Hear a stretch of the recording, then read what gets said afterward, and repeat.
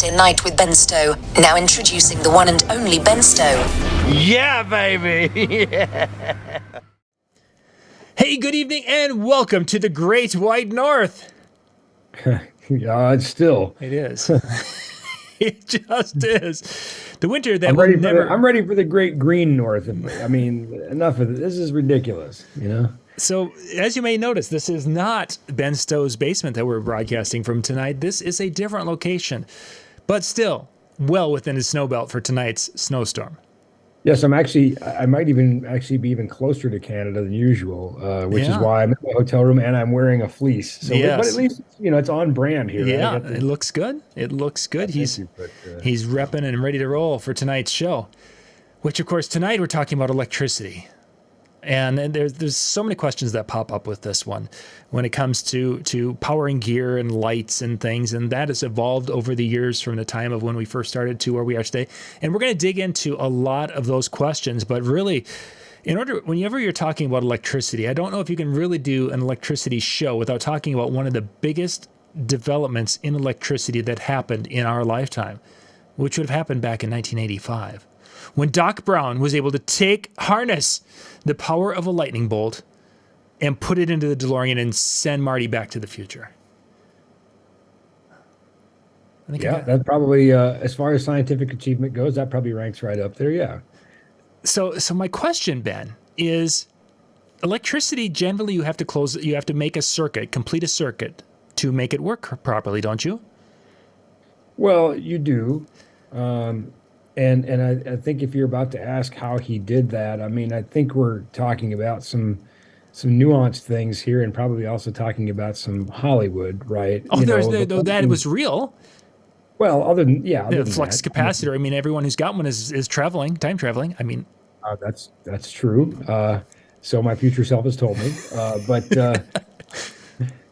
But you know, I mean, lightning, you know, already exists in a circuit. It's in essence the equalization of electrical potentials between the ground and the cloud. You know, so it's just a matter of being there when lightning strikes, right? That's obviously what Doc Brown was going for, is knowing where to be exactly, when to be there, so that when lightning strikes the clock tower, they could use it to generate the energy sufficient, 1.21 gigawatts, I think, to go back to the future. 1955? I think it was 55, and back to the 80s. Yeah. And back, but because I think, doesn't the DeLorean get sent to 2025 too? So it's going to show up here in another year or so? Yeah, I'm pretty excited about that myself. Still waiting for the hoverboards, though, where those. We can't have everything. But maybe that's on that one. Interesting, talking about electricity, that's an interesting thing to think about.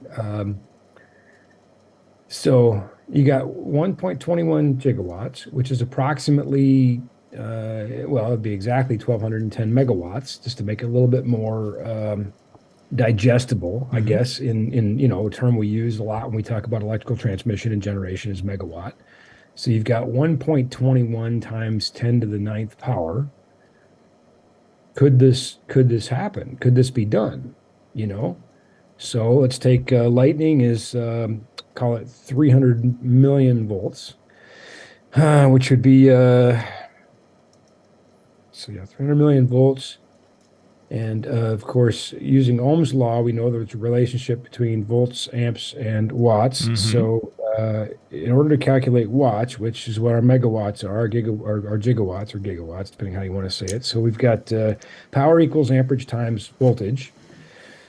But we also have to factor the relationship of resistance here. Yes. So because we don't know, we have 300 million volts available to us, but we don't know how we're going to get that delivered. So we've got current equals volts divided by resistance. And I would guess, now this was in 85. Yes.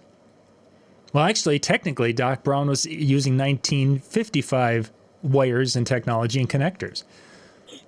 So in 55, transmission lines, I don't really know the answer to this, but in 50, my good friend Mark Scheibe probably would. He works for he manages a power cooperative. He's the CEO of a power cooperative. But I would guess in the 50s, probably most of your transmission lines were copper. But if I remember correctly from the movie, that looked more like just like a steel wire rope. It kind of did itself, and then the end of it had two big copper contacts when he plugged the pieces in. So steel is not nearly as good a conductor as copper. And I think we see the wire rope on fire, but Yes. it doesn't melt, right? It stays intact. Yes, it just has So- the little, yes, singe flame, whatever, and then goes away. So steel melts at about 2,500 degrees Fahrenheit, and copper melts at a little less than 2,000 degrees Fahrenheit. But the fusing temperature for copper is many more amps than steel. Copper can carry more electricity before melting than steel can because it's a better conductor. So if this was steel, and of course we talked about our Ohm's law and our relationship between, resistance and, amps and volts and power. I don't really know what the fusing amperage for steel would be. I would guess probably a little bit better than iron, which is around 700, I think. So let's see. Let's work this out. So if we've got 300 million volts available to us, and we've got some certain amount of resistance from this steel wire rope, and let's assume that it's roughly the equivalent of like a 2-aught or a 3-aught, although we don't use American wire gauge to measure ferrous metals like iron, so we're just sort of thinking about the rough same diameter here. Yep. And we've got to get to 1.21 gigawatts, so which is 1.21 times 10 to the ninth power. We have our lightning, which is 300 million volts, which is 3 times 10 to the eighth power. So we could divide that. We would only need 4 amps of current at 300 million volts, assuming it could all be delivered. But we also have a question of time. We probably have to think about, joules here. So, but we know that wire would be able to handle the amperage without melting, assuming it only carried the load to power the DeLorean. But again, the lightning is getting discharged into all kinds of places. But on the other hand, we also see the wire burning at the end. And I would guess that you've got this tremendous amount of heat generated by the lightning, which has probably caused anything on the wire, impurities, grease, anything from this wire being laying around. That's probably what's burning. That's probably the impurities in the wire that are probably burning, I think. So I think there's probably some solid science here that suggests you probably can use a lightning bolt to power a DeLorean if you can find one and get it to go 88 miles an hour and hit it exactly in the right place at the time. But I have to go watch the movie now. I started watching. Things you do in a hotel on the road. I don't know. I just sit here and think about a movie I haven't seen in a long time. It's been a minute. Yeah. So, hey, viewers, if any of you are more up on any of this and I'm wrong about the approximate diameter or type of the wire or the melting temperatures of anything, I'm working from thumb sketch math here. So put it in the comments. I don't know. It seems plausible to me. That's all I'm saying. I think that if you had 300 million volts available to you, you could probably sufficiently deliver 4 amps of current. I mean, if a Mr. Fusion can do it, if some colored burning logs can do it, I feel like a lightning bolt could probably do it. Probably get us there. And Now, we're also assuming that we need the entirety of the power delivered by the lightning because the car also has power. No, that is true. It did have a level of power as it was going down the road. Sure. Yeah. So, okay. So now I have a question for you, John. What does this have to do with the DJ? Well, because there are times where we feel like we are needing to have that lightning strike to be able to run all of our gear. And yeah, today at my event, in fact. So sorry to interrupt, but we have feeders, right? Which we have 2-aught copper feeders, 3-phase, 5-wire going into a distribution panel. And on the disconnect of the panel, there is a safety switch. If you open the access to where the feeders are tied in, 'cause it's bare wire tied into lugs, it'll trip the circuit. And wouldn't you know it, right in the middle of one of the presenters, the entire stage goes dark. I watch 200 amps of power go out simultaneously, and I'm like, okay, that's at the distribution level. There's nothing individual that tripped here. That is, I lost every single bit of power I had. Now, my consoles and things stayed up because they're on battery backups, but I saw the entire stage go out. Sure. Video walls, projectors, lights, speakers. Sure enough, some electrician opened the wrong panel and killed my show. So the worst part is the panel was locked shut. They had to get a key to do it. And like, at that point, you probably should have checked, hey, these wires coming out of here? So I could have used some lightning. You could have. I could have used some lightning. So that would have kept it going, and you would have gotten to 1985. It would have been great. What are the odds? The electrician would have got to 1985. But what are the odds that would happen on a day we're doing a power show? No, that's funny. That's funny. So you mentioned, of course, basically going in and directly into the board. Now, there's a couple of different ways. You're doing it at a level that's way beyond 99.9% of the people that mobile DJs or DJs who do even small production. They're not going to do what you just did with their electrical needs. But there are times I've heard of DJs who are going in and utilizing a bigger power distribution device that is using 220 or like a 220 volt system. Sure. For those who are just not familiar with the differences between the 110, 220, and beyond, kind of give us a little quick overview of what those different voltages in our world are about. Well, I'm smiling because I'm remembering the show Better Off Dead, where he says, are you wiring it with 220? And I think the reply is, since we're talking about, 80s movie nostalgia here, but, he says 220, 221, whatever it takes, so... I think that was the movie. I think it was Better Off Dead. Anyway, if I'm wrong about that, put in the. I don't care. I don't even care, honestly. But you know what? I have presented on power a few times, and I have a PowerPoint about power that I am going to pull up here because I have some slides where I think this is going to be much easier to demonstrate visually if we could. Yeah. So let me think how I want to go about this. Let me start here with a color code. And then I'm going to show a receptacle. Yeah, I think I'm going to do what I've got here, and then I think you can. We'll work our way through. That'll be great. Yeah, all right. So let me just try this, and you can tell me if it's coming up okay. Yep, that's what I'm kind of waiting for here to see where we are. And to see if I want to change us to a different. There we go. Okay, we're good. Okay, so basically what you see here is kind of a basic electrical color code. Looks like it's looks like PowerPoint changed my colors on the right, but that's okay. We're not going to pay attention to those, so don't worry about those for now. The ones on the left are what is important here. So pay no attention to the ones on the right. It's an old PowerPoint, and it's probably formatted weird. I can see my fonts aren't lining up either. So you know what? This was unexpected, so just go with it. Yeah, right? yeah. Well, I'm talking to the viewers. I know you will, but saying okay. So anybody who's ever looked at an extension cord or the wiring in their house is going to recognize the first three colors in our color color code here. Green, of course, for ground. White is our neutral, and then black is our hot conductor. That's typically what we call it. Now in three-phase, we've got three hot conductors, and you can see them identified here as 1, 2, and 3. And you'll notice on the left-hand side, it says this is for 120, 208, and 240, which probably immediately has some people confused. Saying, exactly. Well, how can it be for all three? So let's take a look. So this is a NEMA 1450, which is a very common for bars and small venues that have some type of a distro connect.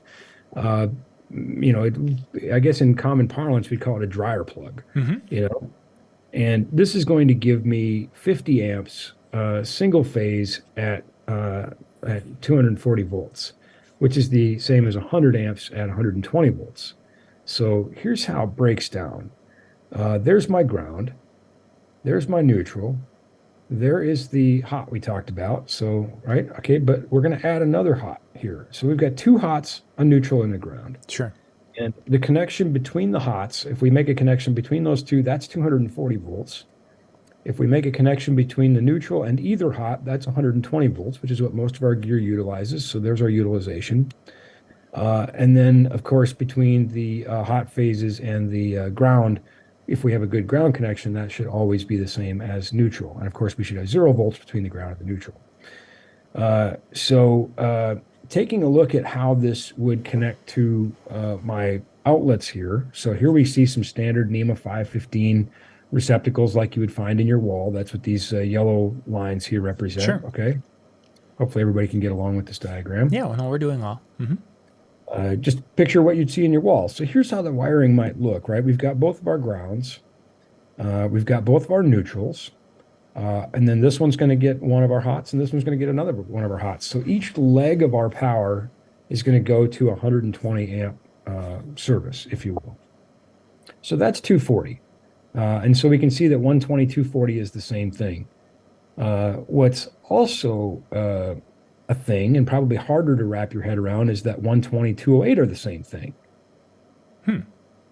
And this is where it gets a little bit more advanced, because now we start talking about three-phase. We start talking about, well, when we talk about phase, and when I'm talking about audio, I like to say that phase is just a fancy word for time. And it really kind of is the same thing here with electricity. We start talking about the angle of the phase. So here is a three-phase disconnect. This is similar to what I'm using today. And you can see that those colors exist here, my green, my black, and my white. And then I've added my other two phases, my red and my blue. And this is why probably, it's not one of those things that if you don't know what you're doing, you should stay out of here, because you can get vaporized. Yeah.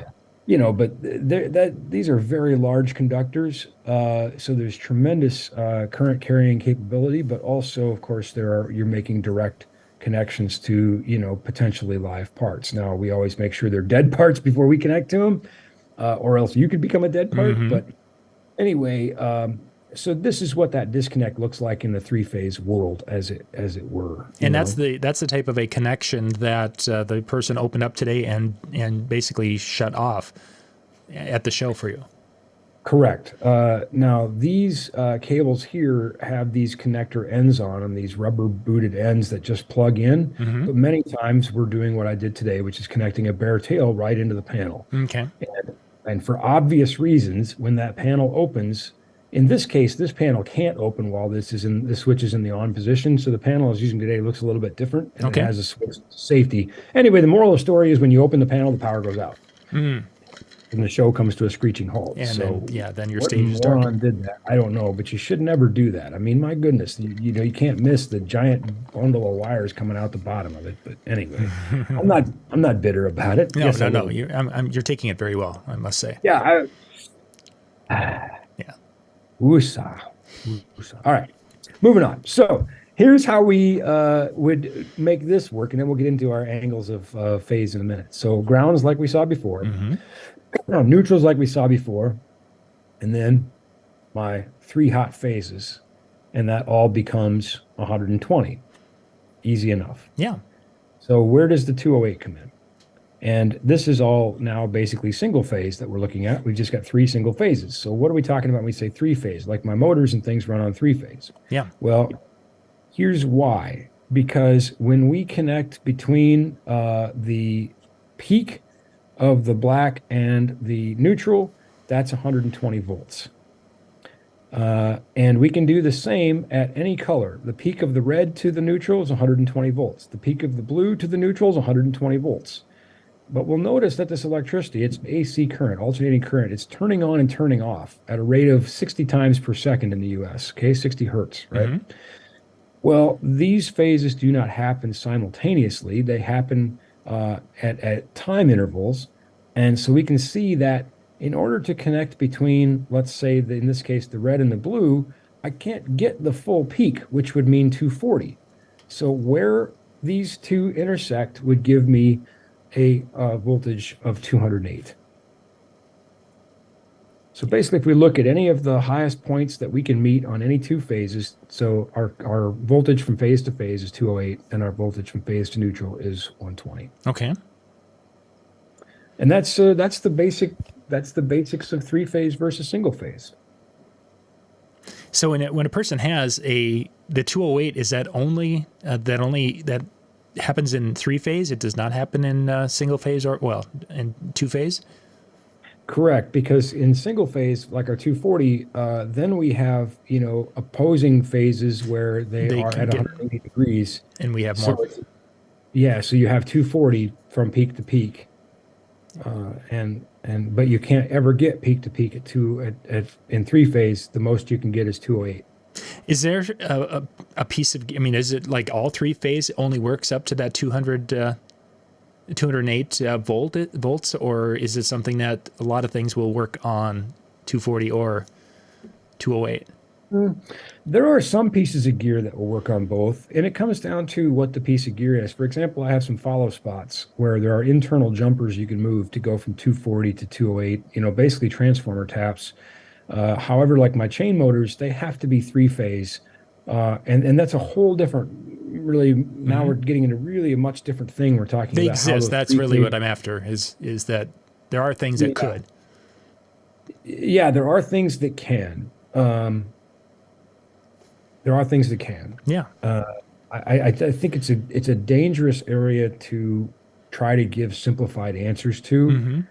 And I know that people come to the show to learn, and I love that. I think what I would say is this answer isn't the only answer. It's not the end of the answers. It's the beginning of looking for more if you need to. Right. In other words, don't pause this video right now and go plug something into 208. That's probably going to end poorly.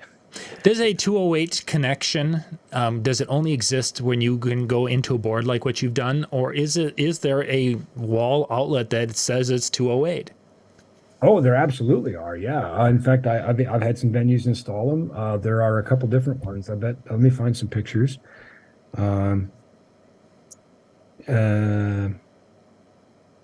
So, yeah, this one's probably good.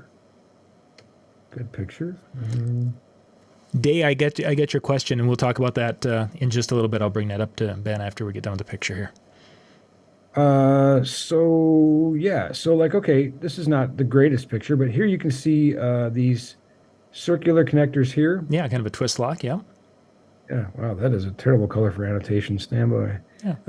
And it is exactly a twist lock connector. It is an L2130, the L for locking, and it is a 30 amp 3-phase. And you can see that we have 1, 2, 3, 4, 5 conductors, just like we do in my 3-phase connection. Sure. My 3 phases, my neutral, and my ground. And electrically, that is exactly it. So yeah, you could find these on a wall. Now, of course, if we look carefully at our drawing, you'll see some of the other examples I've got here. There's those 1450s. Here we can see a 4-conductor single-phase type connection, 240, and then we can see my 520s, down here, my standard NEMA outlets, that you would find in the house, So it's not one of those situations that a person is going to be plugging in our dryer plug looking into the 208 connection, because they are very specific. Yeah, I mean, they shouldn't fit, Yep. I think is the moral of the story. And here's another one. This is very common in oops, not that one. Well, here we go. Again, I'm stealing from a PowerPoint that I made years ago, but this is another very common 3-phase connection we find in venues. So Nice. So for most of us, we're going to be running into situations where we have our typical wall outlets that would be in a house or even a school, small business, whatever, that are running our 110 volt items. But even within that, there are some variations. yeah, and I think as I was closing the PowerPoint, I saw another slide that I put in there that I think this just seems like a really good time to mention it. One, like you said, well, what if I plug into there, this, that, whatever? I don't think you should ever plug into something without knowing what it is. I think that, if you're not comfortable taking the necessary steps to find out what it is, get a qualified person who is. That's a simple answer. It doesn't, Right. Doesn't mean you're stuck. Just go find somebody who's got a level of comfort that, a licensed electrician or something that can say, yes, this is this. There are also instances where things are not wired correctly. They should be. But are you willing to risk your gear or your life on that? I'm not. Yeah. and I'm a very, comfortable person around electricity. I'm a very smart person. I have a Minnesota electrical contractor's license.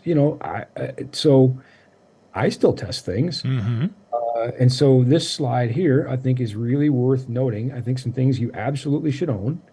A multimeter for sure. I think that's just a really good piece of gear. You can stick it in there and figure out, do I have 120 volts from my hot leg or my phase to neutral? Do I have the same to the ground? So I know my ground is good. Do I have 0 volts between my ground and my neutral? Is this thing wired the way I expect it to be? Sure. Of course, this is really essential tool for any outlet. Just a really great way to see, is this outlet wired correctly? And you'll be stunned at how many are not. Mm-hmm. Now, of course, while doing that, I think, some safety glasses are a really good idea. Just in case you accidentally touch something you didn't want to, you could have, an arc, and that could cause, some, debris or, plasma or sparks to come flying at your face. And, again, shouldn't happen, but safety glasses are cheap and easy to put on. Mm-hmm. And maybe a set of, non-conductive gloves. I don't know. Anyway, just wanted to mention that's kind of how we get to that answer. The little outlet tester, that's a no-brainer. They're like $5 and doesn't take a rocket scientist degree to use one. Just plug it in, and if the lights light up the way it says they're supposed to, then that outlet is wired correctly. So this kind of fits into Day had a question about if there's anything that is out there that would allow a person to tell if two outlets that are on a wall or in a space are on the same circuit. So there are. They don't work very good in my experience. There's what's called circuit sniffers, snurker snippers. Snurker snickers. Yeah, it's easy to say before. Basically, what we're trying to do is, you would put a device in one outlet and then a test probe in another outlet, or go to the breaker panel, and it's basically looking to see, is that carried along the same circuit. Sometimes they'll use tones and things or whatever. The problem is when wires travel parallel to each other in a conduit or in a wall, they generate a magnetic field that inducts itself in an adjacent wire. So you could get false readings. You absolutely do get false readings all the time. So some are better than others, just like anything in the world, right? In my experience, I mean, I know you're not going to like this answer, but in my experience, again, nothing beats having a licensed electrician go through and label those outlets. Yeah. Even within our building, we have many of the receptacles labeled as to the panel number, the circuit number. Now, of course, there's another surefire way to find out, flip off a breaker and go see which outlets are dead. Mm-hmm. That pretty much you have to also flip the breaker back on and verify that outlet came back on too, though, because it could just be dead for some other reason. If it's not your building and you don't know, that life can get hard quick that way. Very much so, yeah. That little tester you had that you showed basically if the outlet was wired correctly. I've seen where some of those have the ability to test the breaker. What are they doing when they're testing the breaker with those? Well, usually it's not testing the breaker. It's usually testing a GFCI, which is a ground fault circuit interrupter. Okay. And the picture that I showed is just that. And the reason they're not typically testing the breaker is the answer to your question, what's it doing? Basically, in order to test a breaker, you would short that hot conductor, right to neutral or ground, and generate an infinite amount of current simultaneously, which would trip the overcurrent protection device, which is a fancy word for a breaker. It says, hey, that's more than 20 amps, I got to trip. However, as we just talked about with the DeLorean, I almost said Mandalorian. Wow. Can you tell where my mind's at? Yeah, exactly. As we talked about with the DeLorean and Doc Brown, when we generate a lot of current, we generate heat. So that would be somewhat dangerous there. And you probably don't want to start shorting out circuits just to trip breakers to find out. So the switch wouldn't do that. However, what it does do when it trips a GFCI, that's a very different thing.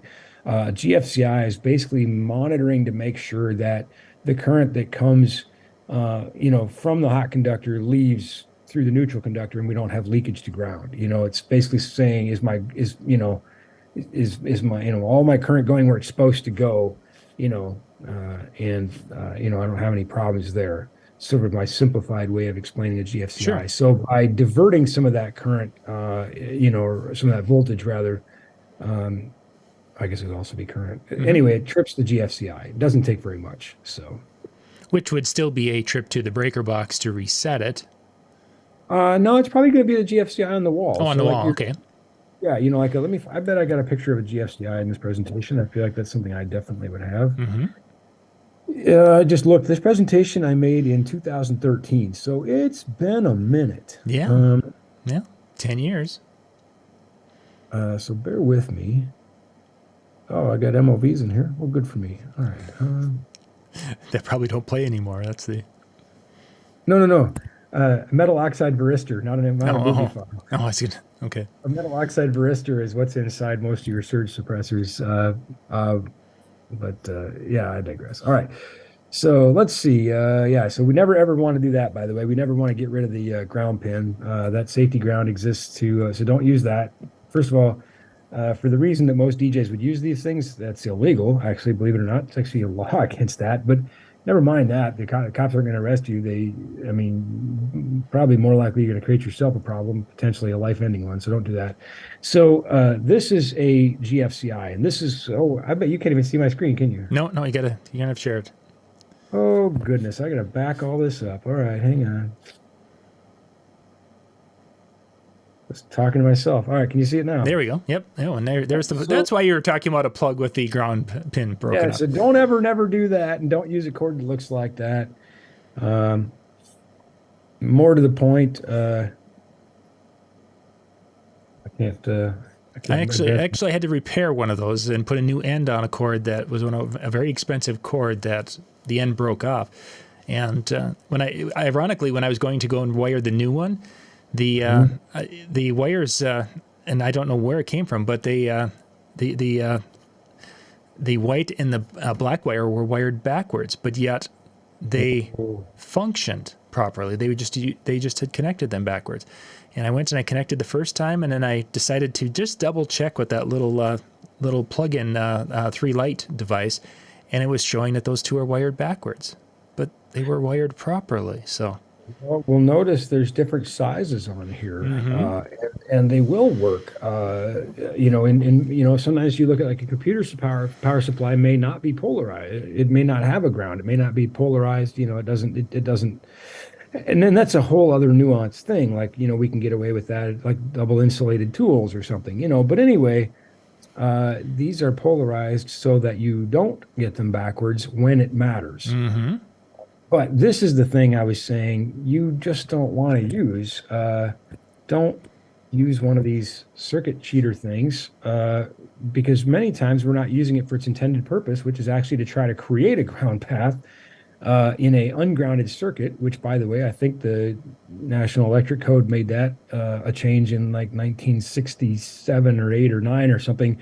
So it's been a long time, bottom line, but don't ever use this to lift a ground. And by the way, that's the part that's illegal. If you read the National Electric Code, it literally says that it's illegal to lift a ground, and it also says that an objectionable current, i.e. a buzz, is not a sufficient reason to do it. But again, I don't think the cops are going to come bust down your door if you do this. It's a better than good chance you're going to potentially get seriously hurt or hurt somebody else. Mm-hmm. It's not going to work the way you intended it to. Sure, the buzz goes away, but so does your protection. So, yeah. All right. Let's see. Back to the PowerPoint. So here's our GFCI. So here we can see, and again, you can see a little bit better here that this slot is taller than this one. The smaller one is the black wire. Mm-hmm. That's my GFCI. So if I was to push the test button on my GFCI tester, it would trip this, and I would have to push this reset button. And these also typically have a test button built right in. So we wouldn't have to use that little circuit tester to do that. There you can see a little closer test and reset. There, but now Ben, hang on. Yeah, okay. There's a difference. I'm seeing a difference between this one and one you just showed. Yes. What is that difference? Why does one of them have a weird looking? There's one of them that's white and it's got a T, in essence, a T-shaped hole. Well, so what we can see is these are vertical slots only. That's a NEMA 515, so that means that is a 15 amp rated receptacle. This one has a horizontal and a vertical slot. This picture is just rotated to show this label, but that would be a 20 amp. But we can also, of course, plug a 15 into a 20. Can't plug a 20 into a 15, but we can plug a 15 into a 20. Okay. So that's why. And this white is actually just because it's a tamper-resistant outlet. But this one's also showing us that there is no equipment ground, which means that this is actually, whoops, that's not what I want to do. This is not grounded, but because it's a GFCI, we can use that to protect ourselves in situations where we don't have a ground. We can use that, and there are portable GFCIs that you can buy, which was the next slide or next animation we saw. This is a portable GFCI we can plug in to something that doesn't have an equipment ground and give us some protection. Because again, that's the whole point, is trying to keep yourself from, becoming the path of least resistance to ground. That's sure. It's a good way to find out if there's a God or not. So.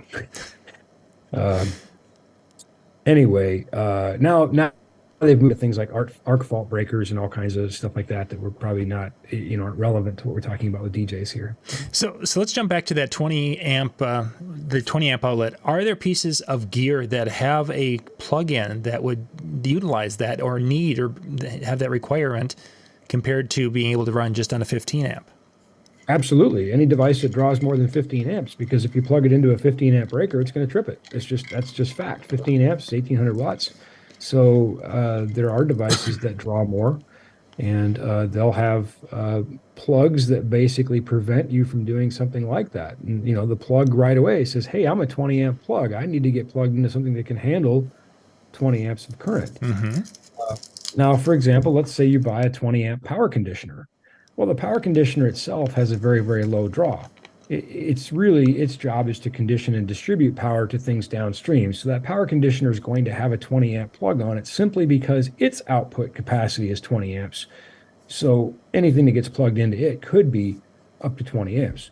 And so there are times when you say, well, I'm not really using 20 amps and I need to plug this into a 15 amp outlet. There are adapter cables that are a 20 to 15 that you can use when you know that your current will not exceed 15 amps. Sure. But yeah, there's all kinds there are amplifiers and things that require more than 20 amps to operate at their optimal output.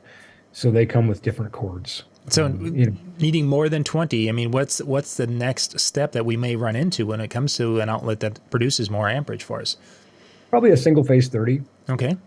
A 30 amp, and then we can move on up, right? And there are amplifiers that will even run on 208, and we can get into, significant amounts of power, which is kind of why, if you see these amplifiers that say, oh, it's 10,000 watts and it's 120 volts, like, nah, I call BS. Only if lightning hits it, and then it's going to go to 1955, But it's gone. It's like, oh, it's going to go somewhere besides 1955. We were going to have some great sound tonight, but our sound system, part of it's in 1955.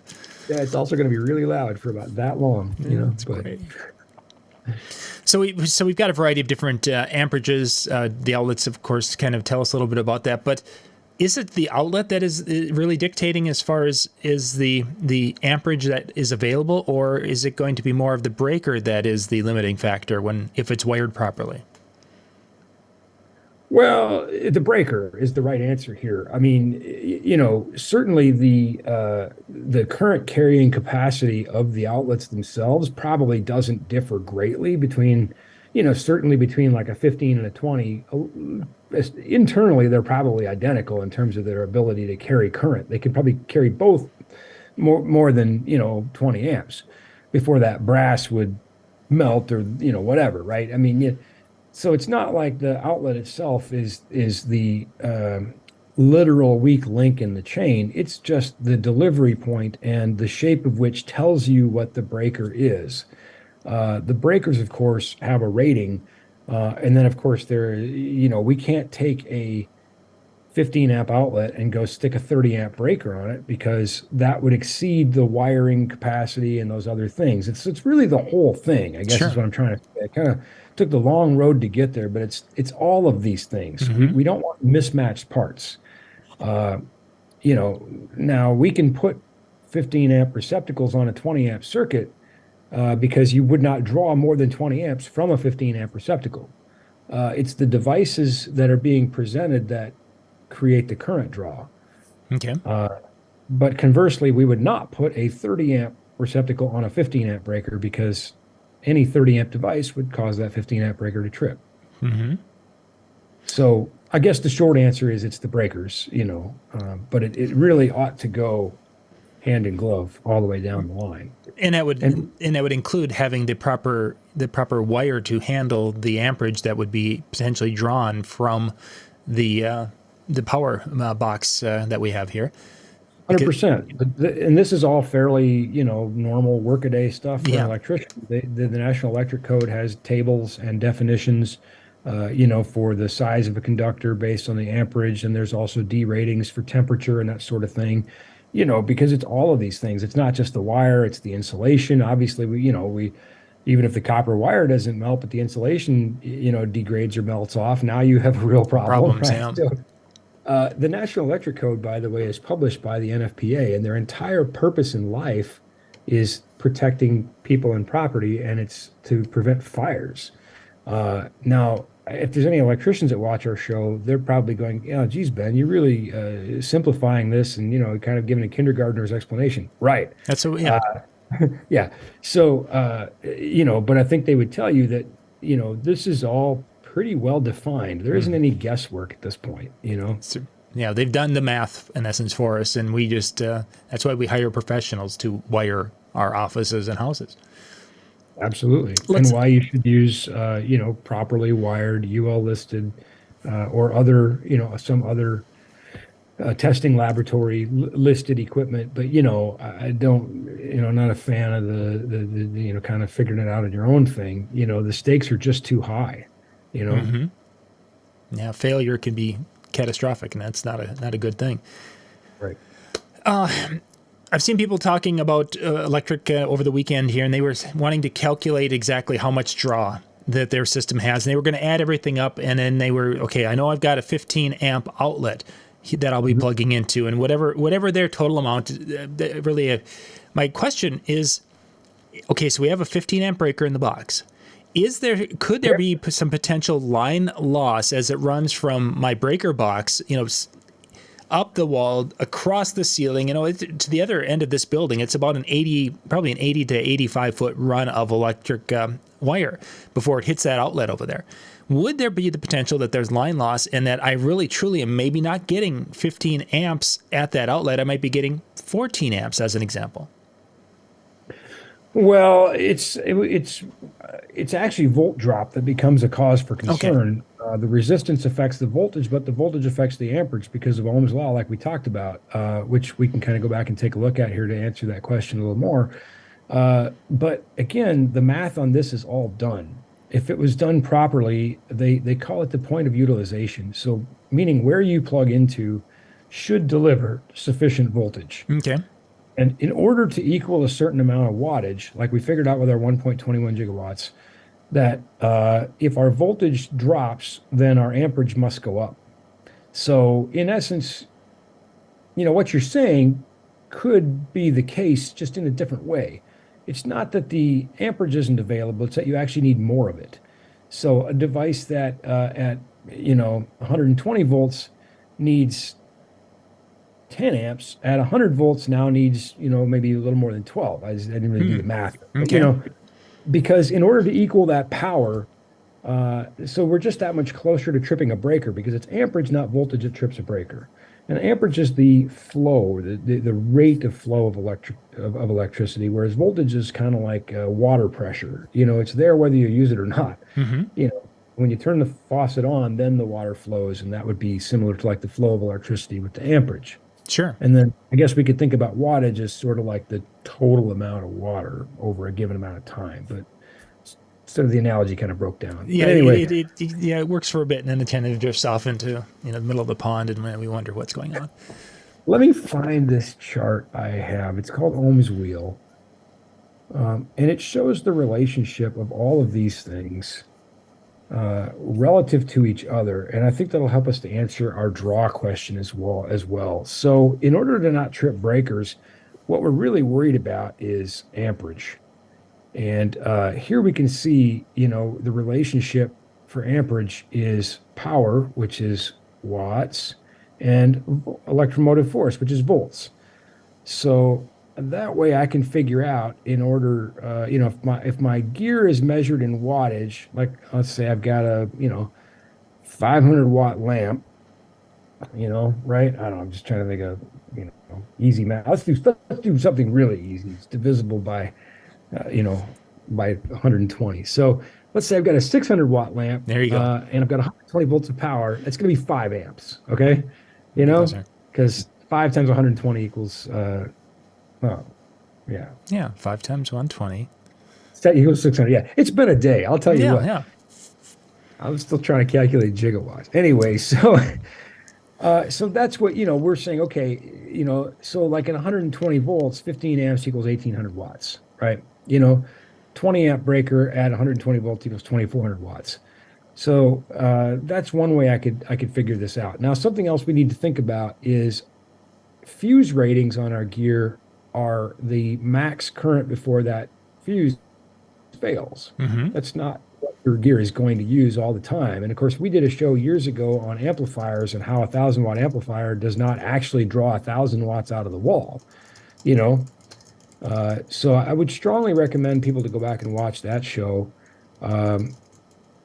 because otherwise you're going to overcalculate, which is better than undercalculating, but you're going to feel like you need more power than you really do. Mm-hmm. We will see speakers that'll say they draw 1 or 2 amps, and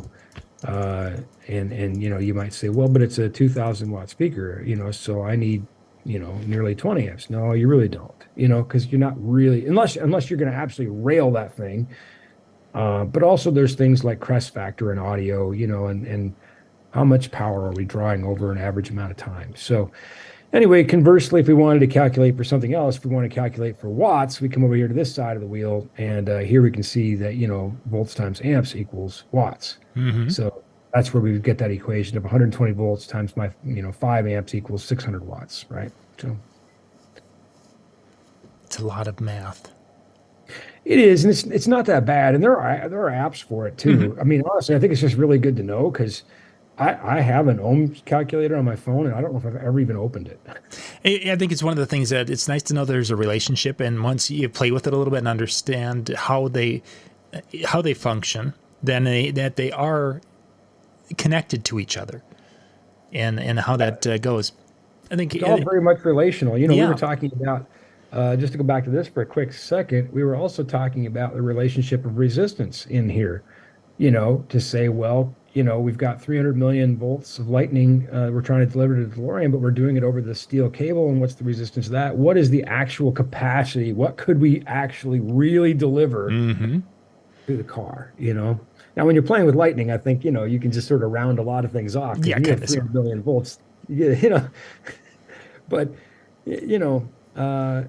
there are some conversations about why lightning isn't necessarily viable as a energy source we can harness too. And one of the challenges is that lightning gets delivered so quickly. There's so much power that gets delivered so quickly, it's almost impossible to capture and store. Yeah. So anyway, Unless you're Doc Brown, and he didn't store it. He used it. Oh, he used it. He went at a time just like that. So that's true. He didn't store it, so we're still back to that. And he one. didn't use a lot of it. Again, 300 million volts. 3 times 10 to the 8th power. We only need 4 amps. So. And he might have had just a little more than that coming down that wire. Yeah, whether you want it or not. Excellent. Well, wonderful. Thank you, Ben. Some good information there for those who are out there trying to figure out, what they need for plugging into the walls and such. That will kind of give you a little food for thought with that. For those of you out there, up next here in about 10 minutes, they will be in the chill room, djntv.com/chill. And you can go out there, and the guys are going to be recording a Tuesday night music show and then hanging out and chatting afterwards. So you guys can have some fun with that. And Ben, you've got another big day tomorrow in the big city of Grand Forks. Yeah, I better not have another power outage, Yeah. which I don't think that electrician is coming back in the building. I think he understands. I think he was probably sufficiently embarrassed when he found out what he had done. You know, I mean, the people that are in this event are senators and generals and, presidents of corporations. So I think he probably is not coming back for a few days. He's going to make sure the air is clear, probably. But, Before. but I just wanted to say too to our viewers, first of all, thanks for watching and thanks for the great questions. But two, a self plug here for NL Effects, but I'm not the only guy in our building by a long shot that knows these things. We've got some extraordinary people on our team. And I think that separates us from a lot of the .coms, as it were. You can buy gear a lot of places, but I think that we bring a lot more to the table. So even if the gear you're buying isn't power related, remember, your purchases help keep us all employed and keep us there to serve you when you need us. So, we appreciate the support and hope you'll continue to offer that so we can continue to work at NL Effects. Yeah, no, and there are some aspects of it. I mean, truly, when we start talking about how many lights can I plug into a circuit, if I go, and I think I asked one of the times Sam and I were talking a little bit about it, about uplights and charging them. And making sure that we were doing it in a safe manner. And there's important things. It isn't that outlet strip's got 24 outlets. That means you can plug 24 things into it. It's not that all the time. No, kind of like a checkbook. Just because you have checks left doesn't mean you got money left. So. What? It doesn't. Boy, don't I know that? Doesn't work. Don't I know that? Doesn't work that way. Oh. Yeah. I tried that one on my parents when I was a kid. I wanted something for Christmas, and we of course didn't have a lot of money at all. But anyway, I didn't understand. I really didn't understand as a kid. I was like, but you have check blanks. And my mom's like, yeah, it don't work like that. Yeah. I think I remember having a similar conversation at one time with my parents. I think everyone does at some point in time. So, Ben, we got to jump. Thank you once again, and thank you guys for watching. We will be back again next week. You can catch the shows on DJNTV. Good night, everybody.